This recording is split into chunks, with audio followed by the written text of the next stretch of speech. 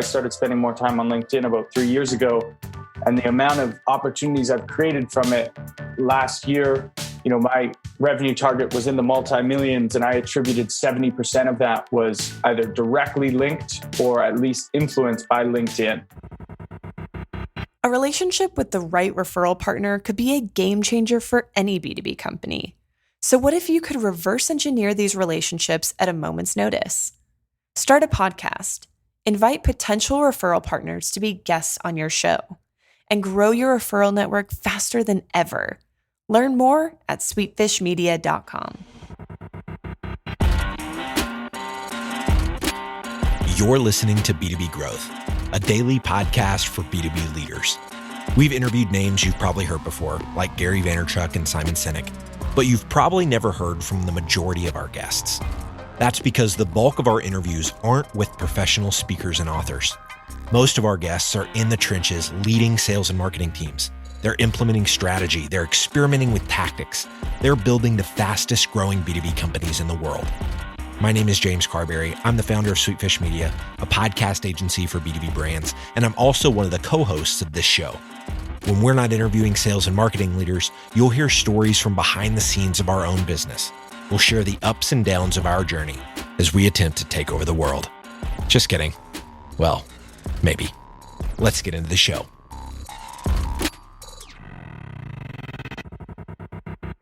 The sales process and the buying experience are both changing very, very rapidly. If you're in a sales role, A, you probably recognize this, and B, there are some things that have been done in marketing for years that it's time for you to take on directly. My name is Ethan Beute, and you're listening to the CX series here on the B2B Growth Show. Our guest is the head of partnerships at Sales Hacker and a sales evangelist at Outreach. Scott Barker is about to unpack for you 4 specific things that marketers have been doing for years that it's time for salespeople to steal and put into play themselves. Enjoy the conversation.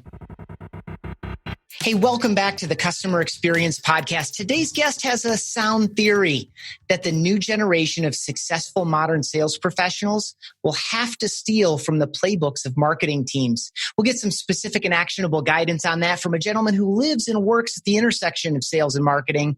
He's got years of experience in business development, sales, and sales management. He's the head of partnerships at Sales Hacker and a sales engagement evangelist at Outreach. Scott Barker, welcome to the Customer Experience Podcast. Thank you, Ethan. Very excited to be here. And this topic's something that is certainly near and dear to my heart. So excited to dive into it.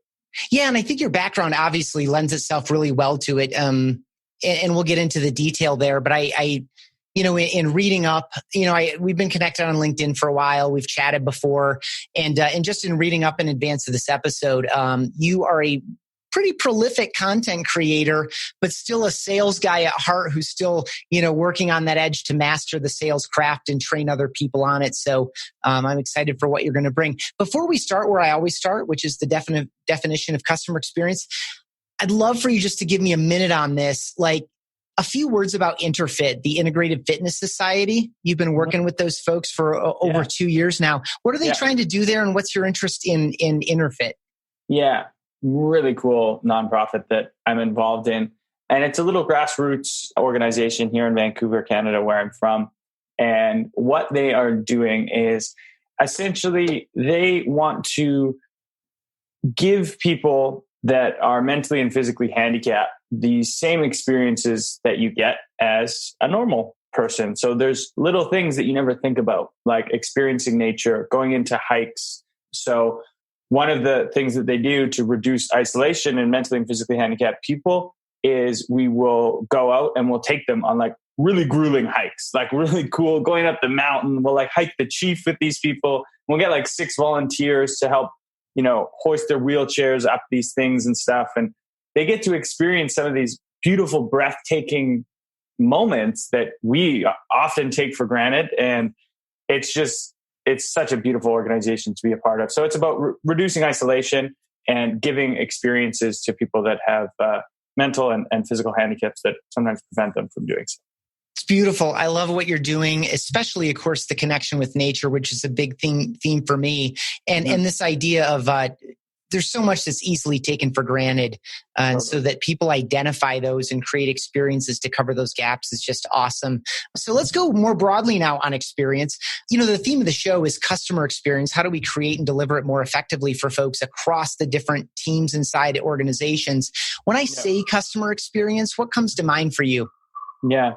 So when you say it, I immediately almost put my buyer hat on, right? And when I think of customer experience, it's the feeling I get from my first interaction with your organization right up until I sign on the dotted line and probably beyond, right? So it's the customer experience could span 10 people at your company that I speak to. It could span your cold email sequence that you send me.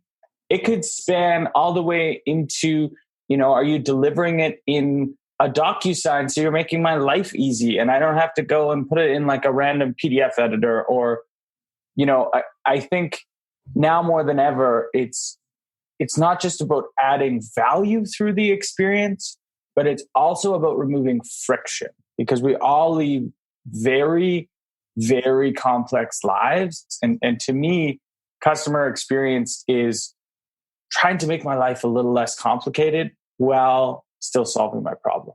So good. You covered so many of the themes that have emerged. I think this is pushing on to my 50th conversation or so.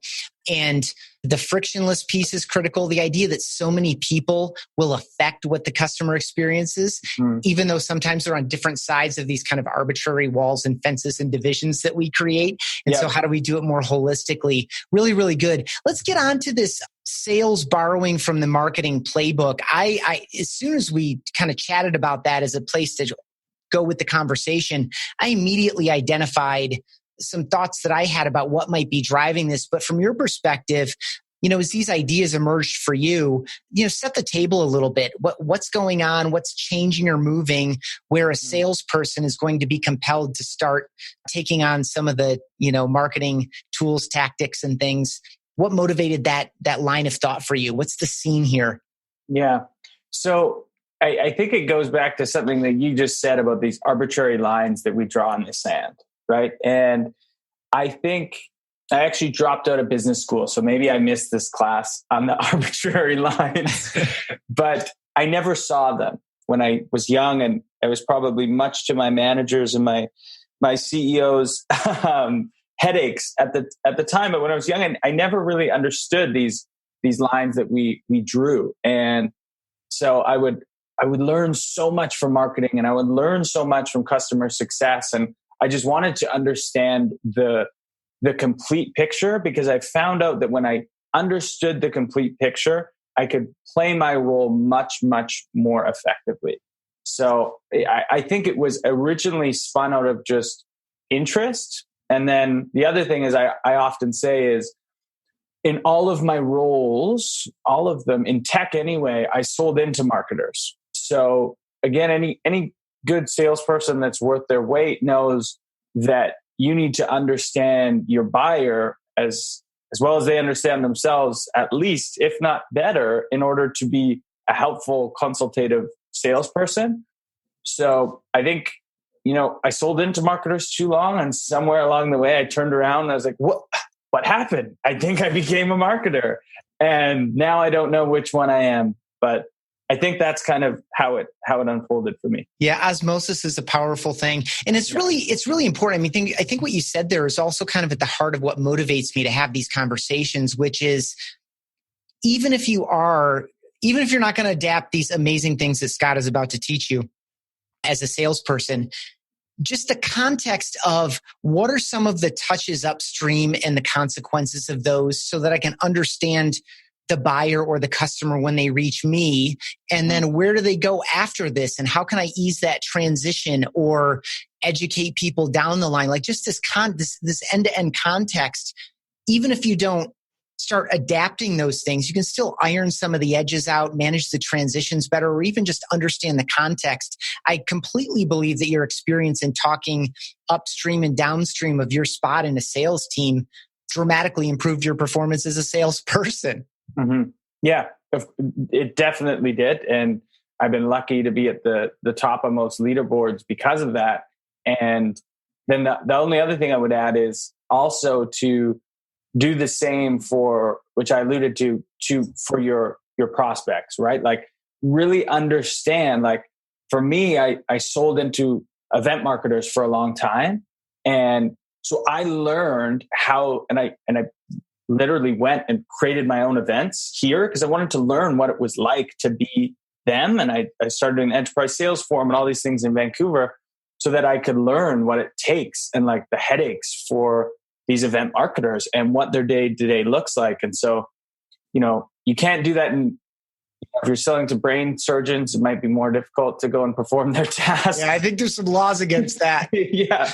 But you can create these, kind of simulations, and it's really fun, and you get such a better understanding. And, then you're no longer the salesperson that is hounding them. They'll honestly start coming to you because you have helpful tips. They truly view you as a consultant that is going to help them get their job done better. So.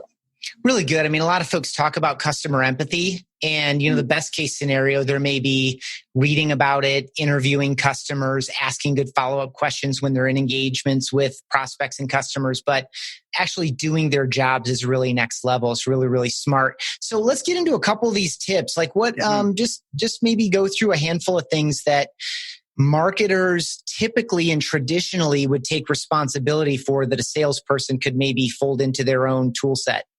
Yeah. So I typically do a few exercises when I talk through this. And because this is a podcast, I'll tell you a little bit about some of the exercises that you can go and do with your own teams, and I'll kind of run through it. So the first thing that I would urge you as a sales professional to do, and if you're not a salesperson, you're in CS or you're in marketing, you can still take some to this, and I would take this to your sales team, is you'll usually find when I ask a marketer, about their value prop, you'll get a really nice value prop. Like what's, BombBomb's value prop? What's BombBomb's value prop? We help you get face-to-face with more people more often. We find that helps you build trust faster, communicate more clearly, and connect with people more effectively. I love it. So you proved my point. So typically when you ask a marketer, you'll get one or two sentences. It's very succinct. When you ask a salesperson, hey, what's your value prop? You are going to typically get a massive monologue of, all these features and benefits, and we work with these people, and it goes on and it goes on. And it's this thing of, it's why I believe there's beginner's luck in sales, because in the beginning, you don't actually know that much. So you keep it really short and succinct, and you don't throw just, spaghetti at the wall, so to speak. So what I usually do, the exercise I usually get people to do is write down their value prop, and it turns into this, half a page. And then we go through and you cross out all the buzzwords and you cross out all the filler words and you kind of rework it. So one of the things that I think I did well was I used very, very simple language. Like I was talking to like an 8-year-old. I would never use any language that wouldn't be suitable to speak to an 8-year-old. And when you do that, your buyer will actually be the one that looks to make it more complex. And they usually use they'll be like, oh, do you mean like this and this? You'll be like, yes, exactly. That's what I mean. And so they ask for the more complexity. And that's the exact position that you want to be in. So learn copywriting skills, learn how to use simple language when you're communicating your message. And there's a great, Albert Einstein quote that most of us are familiar with.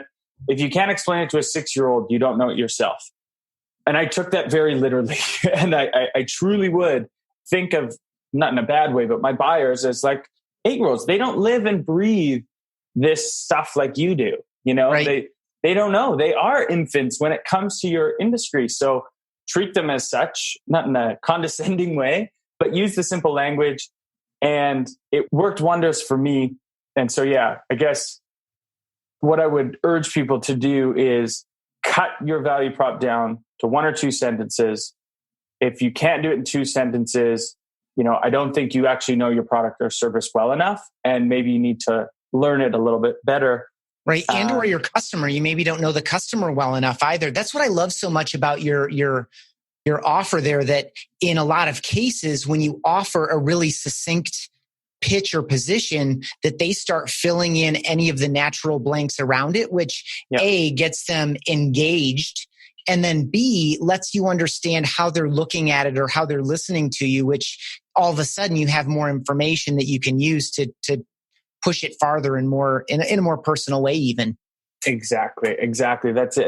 And if anyone's ever done complex or enterprise deals where there's a lot of different avenues you could take it, they basically become the driving force, right? When they say, oh, is that like this and this? You're like, oh, okay, they're focused on that use case. And then you're like, yep, exactly. And then you can go. So it's almost like they're guiding your value prop when you use simple language.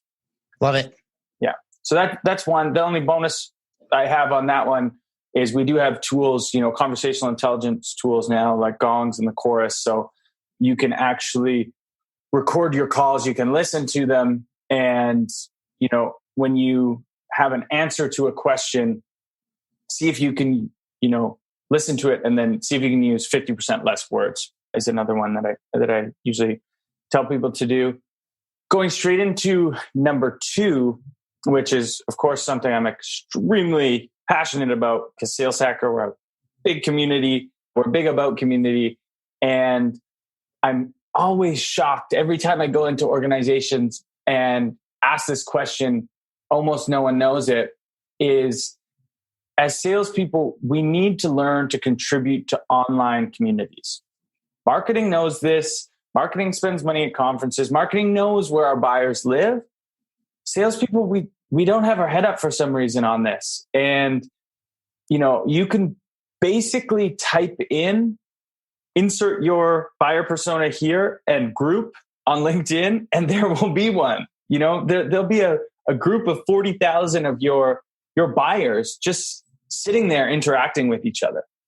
And this isn't an open invitation to go join those groups and then just start spamming people and sending them messages. This is an invitation to just show up, make thoughtful comments on content, share original content that's not necessarily company branded, because that's, it gets people's radar up right away.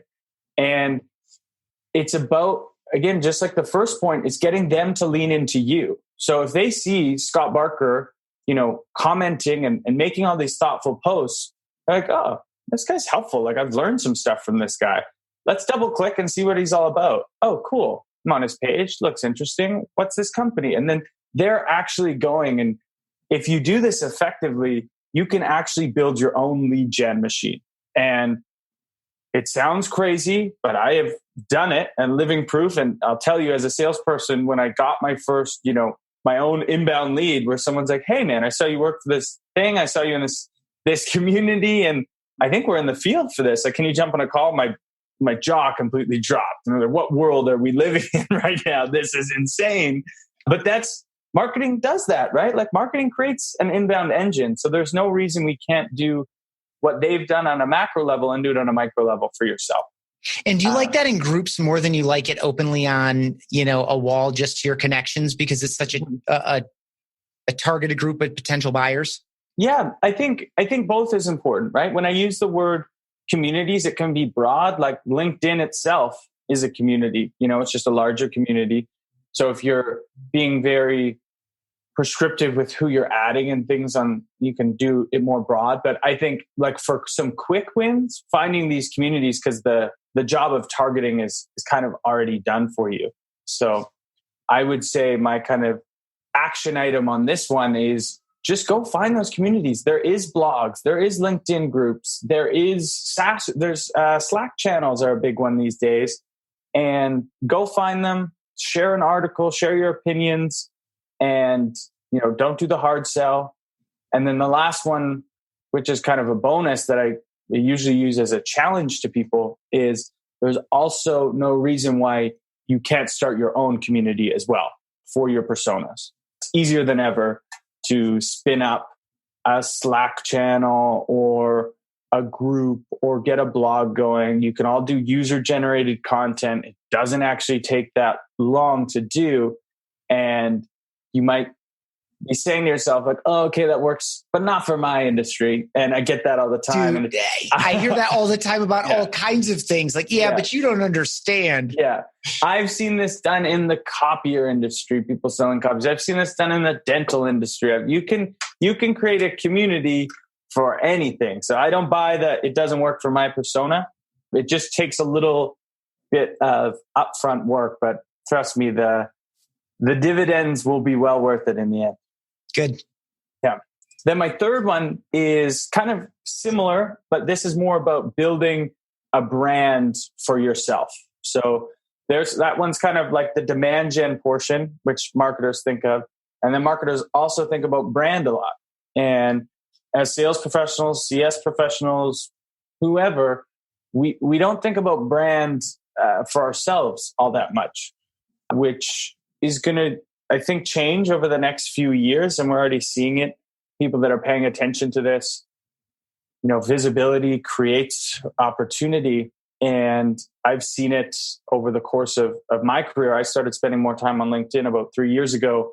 And the amount of opportunities I've created from it last year, my revenue target was in the multi-millions, and I attributed 70% of that was either directly linked or at least influenced by LinkedIn and my personal brand. So ways to get started, like that could be a whole other webinar. But let's stay really high. Yeah. When you say brand and you say personal brand, just give a few more words around that. I think the concept can feel intimidating because it sounds so formal, but kind of just make it without giving a 5-step playbook, because that's a separate conversation in and of itself. Just make it approachable for folks. Yeah. So either when I say personal brand, I can guess that most of the listeners did one of two things. They're like, I could never do that. Or the other ones rolled their eyes and like, I would never do that. Especially salespeople. There's this funny stigma that it's like, I don't know. It's really, it's funny. But I think for me, and I'll answer this question with kind of my favorite quote, which is, you can escape competition through authenticity. So what building your own personal brand is just showing you as the human, because there is no other you out there in the universe. And that is how you escape competition, because we live in the information age. Knowledge is a commodity. People can learn the things that you learn. People can be the expert like you are. So that's not enough anymore. But what people can't do is replace you, right? The human. And people buy from humans. And so it's just about expressing your viewpoints on things, showing your knowledge. And a good way to think about it is, when you got a new boss one time and the boss, you knew that you were awesome, but the boss didn't know it yet because he was just brand new. And, 3 years down the line, the boss figured out you're awesome. You guys had a great relationship and it was fantastic. But, there was that warming up period where you were sussing each other out. Well, what if you could showcase all of your knowledge and all of you on a daily, weekly basis? And that period of time that took maybe 3 years to be like, oh, Ethan actually really knows his stuff. That took a month. Because you're showcasing all and you're giving it all away. So that's what you're doing essentially for your buyers, your prospects, everyone in your network. When you create a brand, is you're showcasing your knowledge and you're giving it away for free with no strings attached. That's kind of how I think of it. It was a bit of a long-winded answer. No. I love it because it reminds me of two really important things. One is that's kind of where BombBomb fits in a little bit to the conversation, especially in like a sales cadence or something. It's this putting forth who you are in a really honest, simple way through a video for the exact same reason you said is you're not one in a million, you're one of a kind. And you are your own best differentiator, or be yourself. No one else is more uniquely qualified, right? All these ideas are true. And so it's just being yourself. And I think you also spoke to something that holds a lot of people up. I see it a lot when I coach people on using video to connect and communicate. And that's this idea that people take for granted what they know. right? Yeah, and so they think, gosh, someone already wrote a post on that, or this guy already talked about that, but no one's going to do it the same way you are with your own unique background, perspective, language, experience. And so I think a lot of people sit on the sidelines. They're like, oh, I don't really have anything to offer, but you have really everything to offer. And it doesn't have to be this mind-blowing thing that's a revelation to yourself and the world. Yeah. It just needs to be how you view things, how you think about things, how you approach them. So I thought that answer was fantastic. Yeah. You actually mentioned a great point that I didn't touch on, is that's a huge limiting factor for people, that they feel like they need to be profound, and you need to get out of your own way, because it's fear, and B, you're doing it a disservice for someone out there. So here's how usually I break that down: is if you let's say, entry level position, you're a BDR, and it's your first week as a BDR. And you think, there's no way anyone can learn from me. Well, there's a BDR out there where it's their first day on the job, and they can learn a ton from someone who has gone through an entire week, and they're sitting there and it's 9:00 and they have no idea what to expect, right? So they can learn a ton from you. And then the BDR, that it's their first day on the job, like, there's no way anyone can learn anything from me. There's someone who's trying really hard to get that BDR position, who can learn an immense amount from you, and will be able to relate to you much better than they could relate to Mr. Sales Development Leader, who's been doing this for 8 years, that is telling you, hey, here's how you get a job. And they're like, yeah, but that's not relevant to me. Like, that's a totally different world, right? Yeah. So like you said, you have a unique viewpoint that people can definitely get value from, no matter where you sit in experience and skill, whatever. Hey everybody, Logan with Sweetfish here. I had to take just a second today to share with you another podcast that's in my regular listening rotation.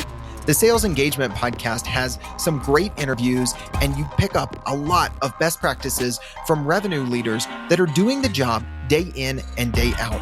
I've picked up so much learning from other sales leaders that are featured on this show. One of my favorites is 7 Things Marketing Wished Sales Knew About Nurturing Leads. So check out the Sales Engagement Podcast wherever you do your listening. And by the way, if you're not following Scott Barker on LinkedIn, you should do that too. All right, let's get back to the show. There's a little bit of a curve to finding your voice and getting comfortable doing it. But to your point, a lot of what holds us up is fear. So I guess I'll just tack on a bonus for this one. And then we'll get to the fourth one, which I really like. And I'm the least well-versed in and the most curious to learn about.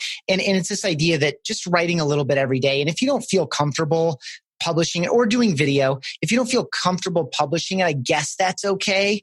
But when I say practice writing, because I read so much of your stuff on LinkedIn, and it's clever, it's fun. I kind of hear your voice in it a little bit, but you've been at it for a long time. In the beginning, I'm sure it took you a while to kind of find that voice. But whether you're writing or recording videos, I encourage you just to publish it.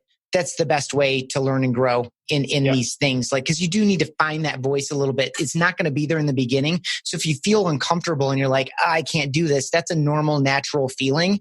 Mm-hmm. Publish it anyway. Yeah, totally. It's about at-bats. I wrote about this, I think, last week. I learned early on in my career that it wasn't so much. I used to weight decisions so heavily, and I would think about them and agonize them forever. I have to make the exact right one. Yeah, exactly. And then I realized that it wasn't about even making the right decision. It was making a decision, standing by it, and then seeing it unfold and learning from it. And then the next thing. So this is how you can think about your first couple LinkedIn posts. They're going to be the wrong decision probably, but you'll see how it goes, right? And you'll get better over time. Great. Give us the fourth one. Let's do it. So the fourth one came from maybe being a little bit of like a control freak, a bit, maybe like a personal I'm identifying with you so far. Keep going. Yeah. So this was, I just hated relying on other people for my success. I didn't want to have to wait for marketing to go and like build me a case study, or I didn't want to wait for these inbound leads to come in. So I started learning about the whole sales funnel. from kind of start to finish. So I started learning a lot about demand gen, and there's a good quote too, and it's the more the world is specialized, the more it will be run by generalists. So I started teaching myself things like iMovie so I could create better content. I started teaching myself Canva, which is a great tool if you're a sales professional, because I just started creating my own sales enablement material. If we didn't have like an ROI calculator, I would go make it in Canva and try and make it look as sexy as I could. And then I would slap it on our marketing team's desk and be like, hey, I did this. Can you maybe like make it a little bit better? And they were usually stoked. Sometimes I'd get a slap on the wrist if I didn't get their sign off. So I would urge you to get their sign off. But now, like more than ever, it's so easy to teach yourself things. Like tools are getting so unbelievably intuitive. And what would take you 4 years in graphic design school, now you can go learn in an afternoon on Canva, which is pretty, I'm not taking anything away from graphic designers because there's incredibly nuanced and there's tons of stuff that I can't do, but there is little hacks that can get you at least halfway there now with a lot of tools that are coming up. So take time to build some of those like hard skills, I would say, that some marketers have. So I would urge you to learn Canva. And then I also spent an absurd amount of time learning how to build and manage my sales tech stack. So I didn't want to just understand the technology that, I lived in every day, like the outreach that is just like there. Like I wanted to understand, if we were using BombBomb, like how did BombBomb work within outreach, and like what were the other capabilities? And I would buy some of my own licenses. I remember buying my first sales nav license because my sales manager wouldn't go for it. And so I was like, well, okay, I'm just going to do it. And then, you build your own kind of business case for it. And when you do that, you're able to just find small tweaks that you can make from a tech standpoint that can really influence, the whole kind of sales funnel. So my fourth one is just learn how to own the whole sales funnel. And it doesn't mean that you have to own the whole sales funnel, but just learn how to. Like pretend that you didn't have any other resources and it was just up to you. And it will be a really kind of fun experiment and thought experiment to do and extremely helpful. Well, I think that goes a little bit back to the top two on just having context. So even if you're not going to produce 15 graphics a month using Canva or whatever, or you're not going to edit 12 movies a week in iMovie, just the context and the appreciation for it and the ability when you need to be able to pull that string and get something done. And again, ask permission in general, and it's funny. We go through the same thing. I think so many of the themes you offered here, especially succinct and relevant messaging and copywriting, I think that's super relevant to the CS side in addition to the sales side. I think what you offered here in terms of owning the whole sales funnel, you could also offer into a CS organization because there are different people in different seats that need to support different unique customers. And at a certain point, we're at this point where we're building enough process inside our organization that, you do actually need some lead time to get this stuff. A few years ago, if a CS person needed something for an important, onboarding session, we could just drop what we're doing and whip it up. But I mean, we're a little bit past that now. And so I think what you've offered here is relevant to people kind of throughout the organization, including marketing. I have like 14 more questions, but I'm not going to walk you through all that. I think out of respect for your time and that of the listeners as well, it's been really, really good. I've enjoyed it. I guess I will ask one more before I go to a close that I really enjoy doing because I always learn a lot from it. What are some sales myths that are out there? They've been maybe zombie walking now for a year or 2 or 5. Like, what are a few sales myths or sales practices that just need to be put down for good? There's tons of them. I know. There's too many. Yeah. Here's my any absolute. Throw it out.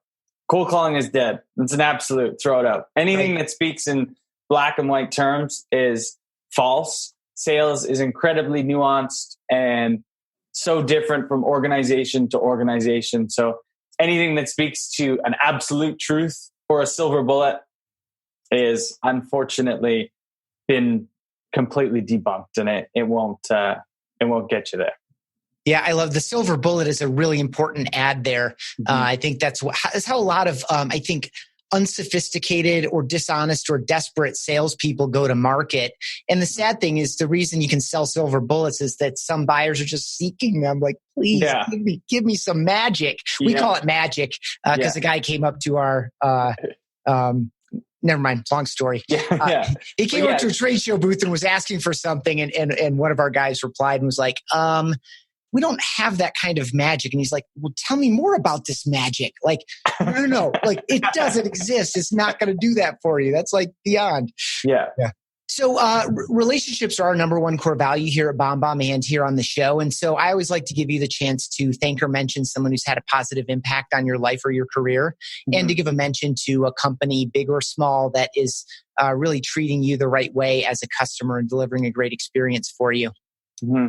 Yeah, so my personal shout out will have to go to my guy, Max Altschuler, who is the CEO of Sales Hacker and the VP of Marketing over at Outreach.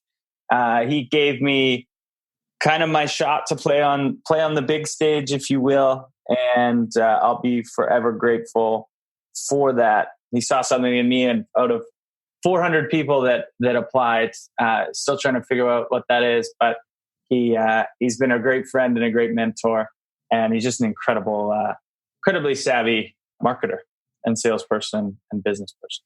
And then from the side of companies that I'm really impressed with right now, I'll sneak in two. I just moved, and I went to this cafe down the road on the first day that I moved, and had an unbelievable experience from like top to bottom. They greeted me, they asked my name, they introduced themselves, they had amazing food. They just, the whole experience, right? This is the customer experience. So the entire experience from start to finish was amazing. And because of it, I've now been back. I've been here 3 days. I've been there every single day. And they remember my name. They're just fantastic. And then the other organization, which I also love, is a company called Replays right now that does on-demand sales coaching, which I just think is so needed in the sales industry. They're approaching the kind of coaching issue where you literally can, like, the minute you need coaching, you can like use a Replays credit and get coaching like on demand, which I think is just a really cool way of approaching it. And I've heard a lot of great things about people who have given that a shot. So those are my two. I snuck two in. No, that's great. I really, really like it. I like the personal connection in the first one. I mean, that just makes all the difference. It's like, I see you, fellow human being, and we welcome you into our place. And now we're in relationship with one another, right? Yeah. Like, it's so easy to take that for granted when you focus on the product and like, we need to get this order completed and onto the table. Like, it's so easy to lose sight of what really connects people to the company and the brand and even to the product. And then on the other one, how clever. I mean, if you have a need, you have it right now. And so why not make it available right now instead of having to, commit to some kind of a 12-month, 5-figure monthly commitment in order to maybe ultimately in month 8, I'll get the answer I was seeking, 8 months ago. Anyway, this has been awesome. I love your energy. I love your expertise. I love what you've built for yourself and your natural ongoing curiosity to become better and to learn more and to add more. And so if anyone wants to follow up with you or with Outreach or with Sales Hacker or with anything that you're doing, how can people connect with you online? Yeah, best way is through LinkedIn. I'm really active on LinkedIn. It's just Scott Barker. You can find me and shoot me a message. Would love to connect. Awesome. Scott, I appreciate your time so much. And I hope you settle into the new place well. And I look forward to seeing you in person sometime soon. Awesome. Thank you so much, Ethan. I've really enjoyed this. The best thing you can do is pick up 1 or 2 of those ideas today and start making some progress. Tons of great stuff there from Scott. I hope you found some value in it. And if you want more, subscribe to the Customer Experience Podcast. My name is Ethan Beute. I host the Customer Experience Podcast as well as the CX series here on the B2B Growth Show. Thanks so much for listening and have a great day. Hey everybody, Logan with Sweetfish here. If you're a regular listener of B2B Growth, you know that I'm one of the co-hosts of this show, but you may not know that I also head up the sales team here at Sweetfish. So for those of you in sales or sales ops, I wanted to take a second to share something that's made us insanely more efficient lately. Our team has been using LeadIQ for the past few months, and what used to take us 4 hours gathering contact data now takes us only 1. We're 75% more efficient. We're able to move faster with outbound prospecting, and organizing our campaigns is so much easier than before. I'd highly suggest you guys check out LeadIQ as well. You can check them out at leadiq.com. That's LEADIQ.com.